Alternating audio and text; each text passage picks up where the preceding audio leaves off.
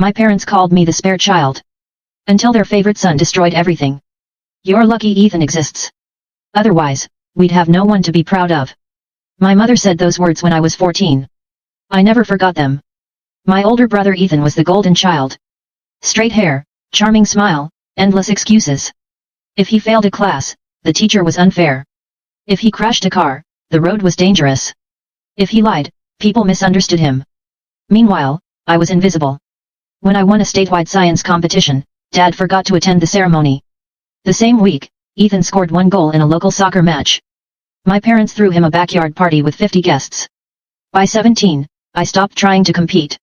I got a part-time job, saved every dollar, and earned a scholarship to study engineering.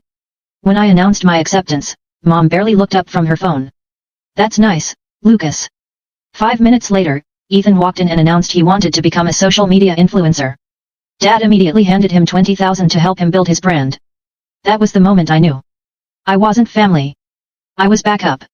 So I left. Over the next decade, I built a life from scratch.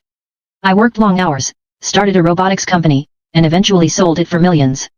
I bought a home overlooking the mountains and rarely spoke to my parents. Meanwhile, Ethan became an expert at spending money. Failed businesses. Luxury vacations. Sports cars. Every disaster was funded by Mom and Dad.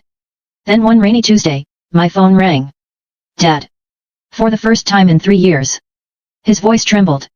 Lucas, we need help. I almost laughed. It turned out Ethan had convinced them to invest everything into a cryptocurrency startup he secretly controlled. Retirement savings. Home equity. Life insurance cash outs. Gone. Over 1.8 million vanished. Worse, Ethan had forged documents and taken loans using their names. The police were involved. Banks were calling daily.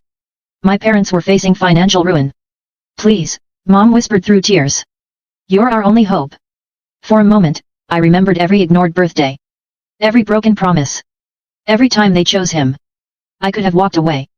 Instead, I said something they never expected. I'll help you. Silence. But not with money. A week later, I hired an attorney. A forensic accountant. And a fraud investigator. Together, we built a case against Ethan. 6 months later, he was arrested. Most of the stolen assets were recovered. My parents avoided bankruptcy, but they lost nearly everything else. The day the case ended, Dad sat across from me in tears. We spent our whole lives betting on the wrong son. I looked at him calmly. No. He frowned. You didn't bet on the wrong son. You just never bothered to know the right one. For the first time in my life, he had no answer. And honestly, that was worth more than any apology.